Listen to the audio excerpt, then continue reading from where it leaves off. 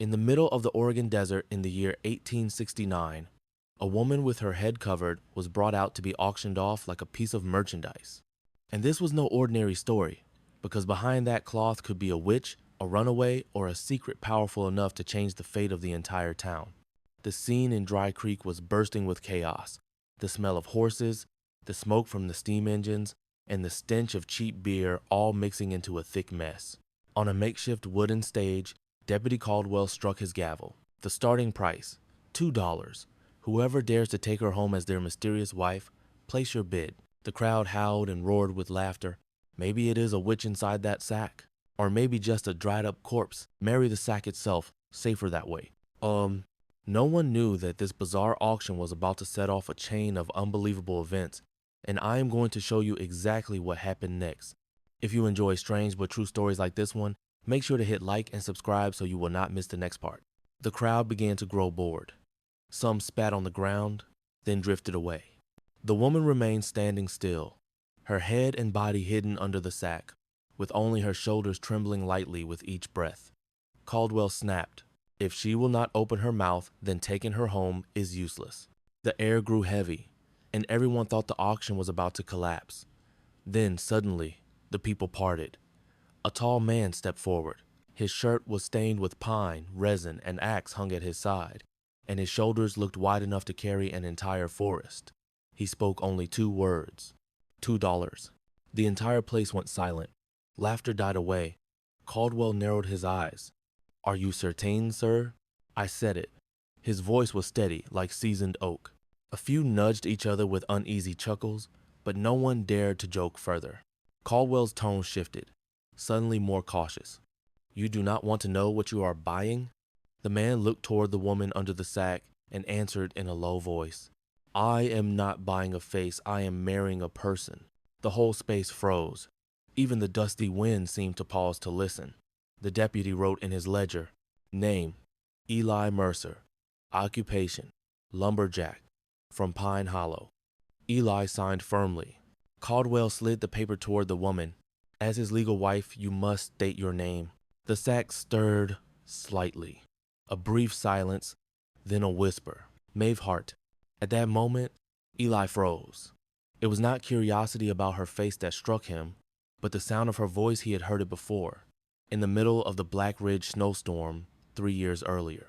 A name dropped into place like a missing piece of a map, leaving Eli unable to believe what had just happened. The memory of Black Ridge came rushing back, the blizzard howling, his dislocated ankle, the flickering firelight, and the quiet hands of a woman bandaging his wound. Eli clenched his jaw. There are debts that cannot be paid with money. He stepped down from the stage.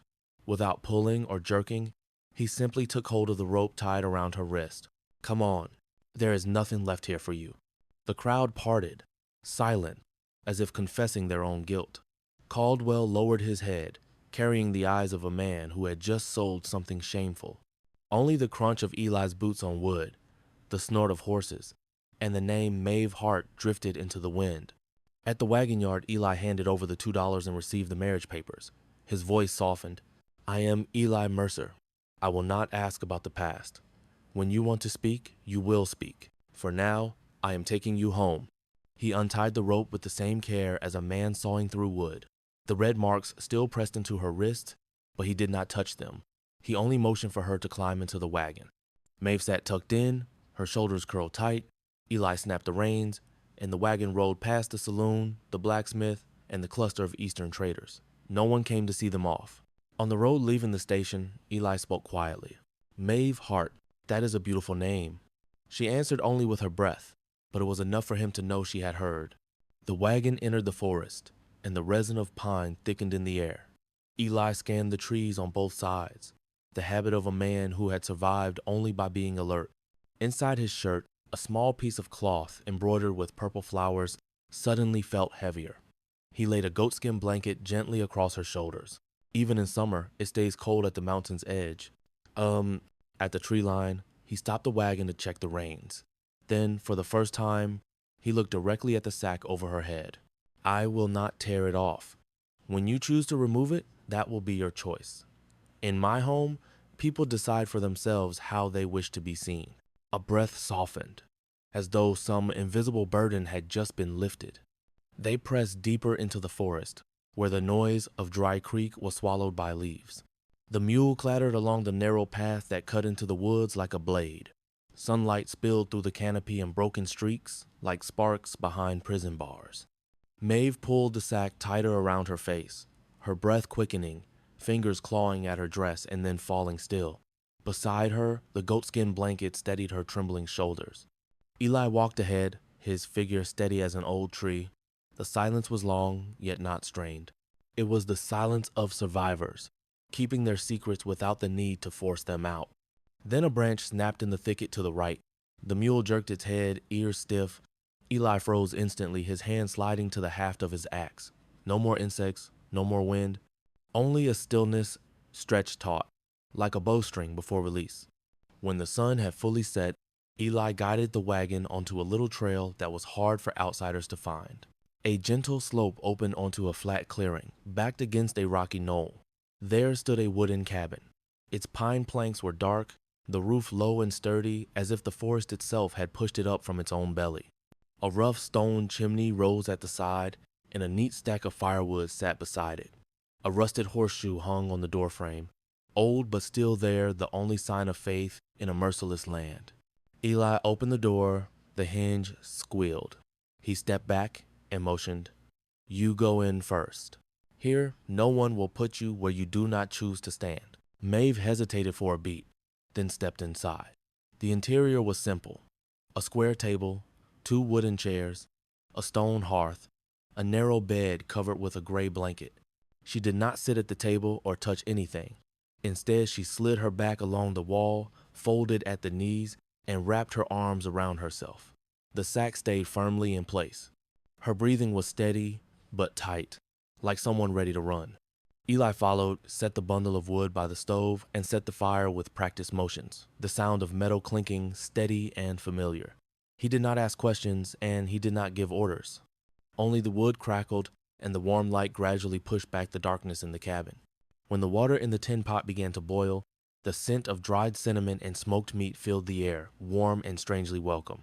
He ladled out 2 portions and set a wooden bowl down near where she sat her day. Maeve, startled, lifted her head, but did not remove the sack. Eli sat at the table and ate his portion quietly, not forcing his gaze, not waiting. For a few minutes, the only sound in the cabin was spoons against bowls. Then a muffled voice from behind the fabric asked, "What is this?"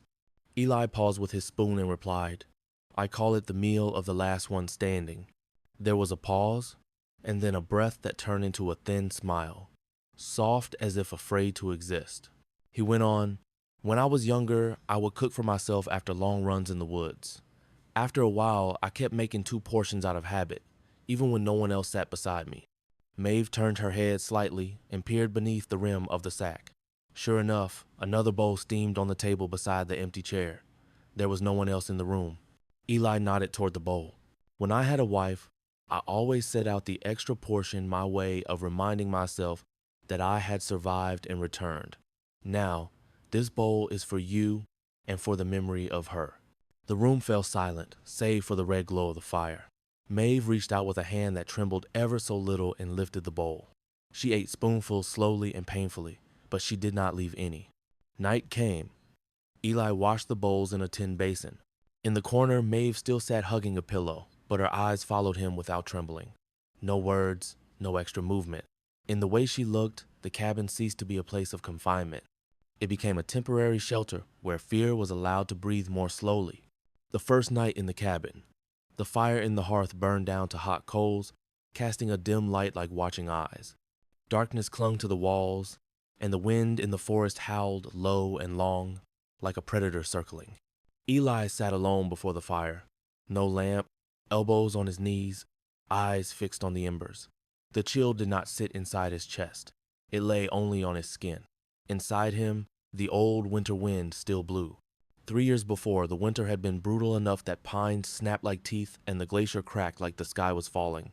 Eli had been chasing timber and had gone too far north. He missed his footing on an icy slope, fell, twisted his ankle, and was buried in deep snow. His vision blurred and he had let go of the thought of living. Then a hand gripped him rough, strong, and pulled him out of the white pit. He remembered only the vague dragging, a haze of pain, then darkness. When he woke, a weak fire burned in an ice-sheltered cave. Smoke lingered, and the bitter, burnt scent of boiled pine bark filled the air. Across the fire sat a woman, her head tightly wrapped in a sack. Her clothes were patched, and her shoes were hand-sewn from scrap leather. Her quick hands poured hot water into a tin cup. Her voice was low, tired, but steady. "You do not need to know who I am, but I will not let you die." Eli tried to speak, but only a rasp came out. "Drink," she pressed the cup to his lips. "Lichen and pine bark lowers the fever." He swallowed. It was bitter, like ashes sliding down his throat. She bound his ankle, propped it against a heated stone, and kept the fire alive through the night. By morning, Eli woke to nothing but fading embers and a scrap of cloth, crudely embroidered with a purple flower. The woman was gone. He had kept that piece of cloth folded in his chest pocket ever since, a token of survival. And now, here in this cabin, it was the same voice, the same sack. Only this time, there was a name, Maeve Hart.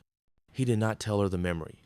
He only sat by the fire, hand touching the pocket where the cloth still lay. The room was dark, but in the corner he knew she lay curled, back turned. The fear was still there, but at least this time, she was not alone. Eli thought perhaps this was the beginning of something stronger than any snowstorm. The next morning, the forest was thick with fog, the ground swallowing footsteps. The sun broke timidly through the canopy, as if afraid to disturb the stillness. Maeve stepped out of the cabin, slow and careful. The sack still covered her head, but her gait was steadier. She held her stomach and walked to the great pine by the clearing. Sitting down, she lifted her face toward the shafts of sunlight piercing the leaves. Her trembling hands untied the knot at the back of her neck. The sack slid upward, revealing lips, a nose, the edge of a cheek. It was not defiance, only a beginning. Eli watched from the side yard while cleaning the blade of his saw. He did not stand, only said in his low voice, "Once I was badly hurt near Black Ridge. I should have died." He ran his thumb along the steel, but someone found me, wearing a sack, refusing to give a name, only letting me hear a voice. He turned his head slightly so the words would carry. "Your voice, it is the same." The air froze, the fabric slid against skin. Eli knew she was looking at him. When he finally raised his eyes, their gaze met. The sack lay in her lap. The face revealed was not monstrous, not grotesque. It was simply human, with a long scar, arcing from temple to chin. An old scar, deep, the mark of a blade that had once tried to erase her existence. She looked straight at Eli, her voice unsteady yet firm. "I worked at an inn. The owner forced me to offer more or lose my place. I refused. He went mad, came at me. I fought back. He slipped, struck his head on the stove. He died." She swallowed hard, hands trembling. "They said I seduced him, called me a murderer. No one believed me. No one spoke for me. They sold me to cover his debt. The sack, they pulled it over me, erased me. I wore it so people would not judge me as a monster before I opened my mouth." Tears welled, but her eyes burned. "I asked no one to save me, asked no one to buy me. I am just tired of running." Eli did not move closer. He did not touch her. He only nodded, his voice steady, warm. "Thank you. You did not have to tell me, but you did." She blinked hard, refusing to let tears fall. Her breathing quickened, then settled. For the first time, she was no longer a shadow hidden by burlap. She was Maeve Hart, a woman, with a name, with wounds, with a face. And Eli looked at all of it, without turning away. The next morning, thin sunlight streamed through the small window in the wooden wall, scattering into a ribbon of golden dust. The cabin was quiet, no longer the silence of suspicion, but the fragile stillness that follows after something important has been spoken and heard. Maeve awoke, her dark brown hair tangled across her shoulders, the burlap sack no longer at her bedside as it had been before. She rose from the blanket slowly, her steps still cautious, but lighter. The darkness that had once bound her seemed thinner now, like snow retreating from the earth in spring. On the familiar wooden table, beside the coffee pot and the old spoon, were two unfamiliar things. A small mirror with a silver frame, scratched in places but carefully polished, and a sea blue silk scarf, worn yet still soft, folded neatly. The mirror leaned against the light of morning, catching it not harshly but gently enough to reflect. Maeve froze. Her breath was heavier than the wind outside the wall. For so long she had avoided her own face, knowing it only through her fingers, tracing the scar as though touching a carved groove in stone. Now the mirror lay before her like a challenge. Slowly she stepped forward, gripping the edge of the table, then bent down. In the blurred glass appeared the long curved scar, running from temple to jaw. No longer fresh, no longer bleeding, but still stamped deep like a brand. Her heart pounded, her hand rose to touch the scar in the reflection. She did not turn away, she did not hide. Then her eyes shifted from the mirror to the scarf. The fabric slid through her hand like a cool stream, soft, so different from the coarse sack that had pressed down on her head through all her months of running. Maeve lifted the scarf, not to hide the scar, but to choose her own form. She wrapped it around her hair, tied it at the nape of her neck. In the mirror appeared another image, a woman standing tall, the scar still there, but no longer swallowing her whole. Soft footsteps came from the doorway. Maeve did not turn. Eli leaned against the frame, his eyes without judgment, without curiosity, only quiet respect. He looked at the scarf on her head and nodded. My wife once had one like that. She wore it whenever she needed to see herself again. Maeve's fingers trembled slightly against the silk. Eli's voice followed, steady and deep as old timber. I think it suits you. And Maeve, whoever made you believe that a scar could take away your beauty was blind, and the blind have no right to judge. Maeve's throat tightened. A single tear slipped down, not of despair, but of release. She placed her hand against the mirror, touching her own reflection. For the first time in years, she saw not only the scar, but also the person behind it. In the mountain forests of Oregon, peace never lasted long. It was often torn apart by the sound of hooves or the weight of a stranger's gaze. The man appeared on the trail one gray-purple evening, the sky heavy with the promise of storms. His cloak was frayed, his boots stained with dust, his frame tall and lean but radiating a cold strength. His eyes, steel-colored, narrow and sharp, swept across the crowd in the saloon like knives against bare skin. He called himself Jonas Cutter. Cutter was no wanderer, he was a bounty hunter. They said he could read blueprints like scripture, smell secrets in the shifting wind, and he had heard a rumor that a scarred woman who once hid her face was now living with a woodcutter in the Pine Hollow Mountains. To him, that rumor meant money. At the lumber station near the edge of the forest, Cutter began asking questions. His mouth was polite, claiming he sought work with the cutting crews. But his eyes never stopped measuring the trees, the distances, like a coiled snake waiting to strike. Eli Mercer crossed paths with him near the lumber shed. With a single glance, Eli knew not from words, but from the cold stillness of a predator. That evening, Eli returned to the cabin with a face tighter than the mountain wind. He spoke only one sentence. He is hunting you. Maeve was at the stove, stirring a thin pot of soup. She froze, staring into nothing, silence stretching long. Then she went to the chest by the bed and lifted out the old sack she had folded long ago. Her fingers trembled, but her eyes burned cold. Perhaps I will wear it one more time, she whispered. Eli shook his head. You do not need to hide anymore.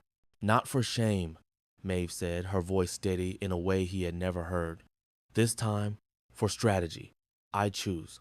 That night, they laid their plan.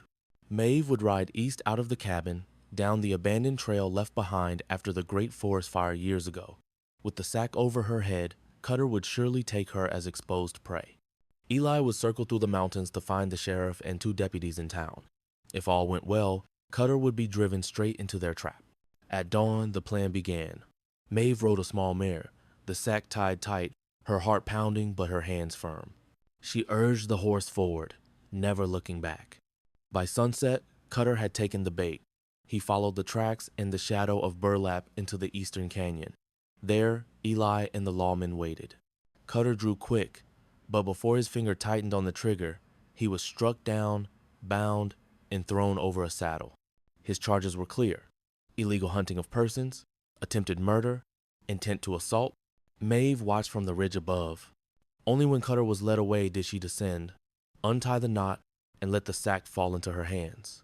She folded it, her eyes fixed. "This sack saved me once again," she murmured. "Not because it hid me, but because I used it." Eli nodded. "And now, what will you do with it?" She looked toward the forest, the setting sun touching her scar without diminishing her. She folded the sack once more, tucked it under her arm, and let a faint smile touch her lips. "I will keep it, not as chains, but as proof that even something once a prison can become a shield if I choose." The wind whistled through the stone ridges. For the first time, Maeve's voice carried not as defense, but as declaration. She was no longer only fleeing. She had learned to name the darkness and make it part of her strength. One cool afternoon, the cabin echoed with a knock at the door. It was not hurried, not hostile, but almost like a request. Eli opened it. On the wooden step stood a middle-aged woman, sturdy in build, her skin darkened by sun, her patched clothes worn from travel, her boots covered in dust. She held a straw hat in her hands, her eyes cautious yet resolute. "My name is Mavis Green," she said. "I once worked as the cook at the Ridley Inn." Inside, Maeve stepped forward. When she recognized the figure at the door, she stopped cold. Mavis drew back half a step, then held her ground. Her voice trembled but rang clear. "I heard you were here in these parts, and I decided it was time I stopped staying silent." The forest hushed, as if holding its breath. The wind stirred softly over the cabin roof. "I saw that day," Mavis blurted. "I saw him drag you into the back room. I heard you scream. I heard the blows. I knew what he tried to do, but I kept my mouth shut because I needed that job. I was afraid of losing my bread." And Maeve's fingers tightened on the doorframe, but her eyes never left the woman. Mavis lowered her head, her voice breaking. "That is the thing I regret most. But now I can make it right if you will let me." Around the wooden table in the cabin, Mavis told everything, the rage in his eyes, the struggle, the fatal fall against the stove. Details only someone present could have known. "I should have spoken that very day," she whispered, tears brimming. "But today I speak." Eli silently brought out paper and ink. They wrote down every word. Mavis signed, her script slanted but strong. The statement was sealed and sent by post rider to the nearest court. Days passed, weeks rolled on. Spring spread its green across the forest, ice melting into streams that trickled with life. One morning, the sheriff rode up and handed Eli an envelope stamped with red wax. Eli read it slowly twice, then passed it to Maeve. Inside were only a few lines. "All charges against Maeve Hart are dismissed, the case is closed, the warrant is void." Maeve read it again and again, her hands trembling, her eyes wide. Then she walked outside, alone. She passed the woodpile, the horse pen, and descended to the great pine where, long ago, she had first removed the sack. She sat down, touched the soft moss, and lifted her face to the sky. She did not weep. She did not laugh. She only exhaled and whispered, "For the first time in my life, I do not have to run." Justice did not arrive with a crowd's cheer, but with truth and with the courage of one woman who finally chose to speak. Spring overflowed with life on the mountainside. The trees shed their barrenness, covering themselves in fresh, green shoots. The morning mist still lingered, but light and thin like a veil, no longer heavy like chains. Birds returned with their chatter. Streams rushed with water, and the whole forest breathed with new warmth. Eli Mercer prepared quietly. From leftover beams in his calloused hands, he built a simple archway on the meadow in front of the cabin. 4 wooden posts stood upright, draped with a sheet of white linen. Not extravagant, but sturdy like the man himself. The guests were few. Mavis Green came, her old dress worn but her smile radiant. The blacksmith carried a jug of apple cider. The storekeeper's wife brought a basket of bread and a bundle of mountain lavender. Not many, but enough to bear witness. Inside the cabin, Maeve stood before the small mirror Eli had given her months ago. She wore a plain white dress she had sewn herself, each stitch patiently set during long nights. On her head was a veil unlike any other, the very burlap sack of her past. It had been washed clean, trimmed neatly, and hemmed with white thread. At the corners, she had embroidered small purple flowers, like the ones on the scrap of cloth she had once left behind in the snowstorm cave. From a mark of shame, It had become a symbol of choice. When Maeve stepped out, the forest fell silent. Eli stood beneath the wooden arch, his shirt crisp white, beard neatly trimmed, boots polished for the rare occasion. But all of that faded when he saw her. Maeve walked slowly, each step pressing a new mark into the earth. She was beautiful, not because the veil hid her scar, but because she wore it by her own will. When she reached him, Eli took her hand, his voice deep and steady. "Whether you cover your face or not, you have always been the woman I chose from the very beginning. And today, you are the woman I vowed to stand beside until the end." Maeve smiled, her gaze serene. "And I vow the same." There was no priest, no book of rites. Only them, the green forest, and the few who mattered most. When their lips met, the wind lifted the linen above the arch, and a soft sprinkle of rain fell like the sky's own breath. Mavis whispered to the blacksmith, "Never thought a burlap sack could become a wedding veil, and such a beautiful one at that." The blacksmith chuckled. "It is not the sack, it is what she made of it." That night, the sky was spread with stars.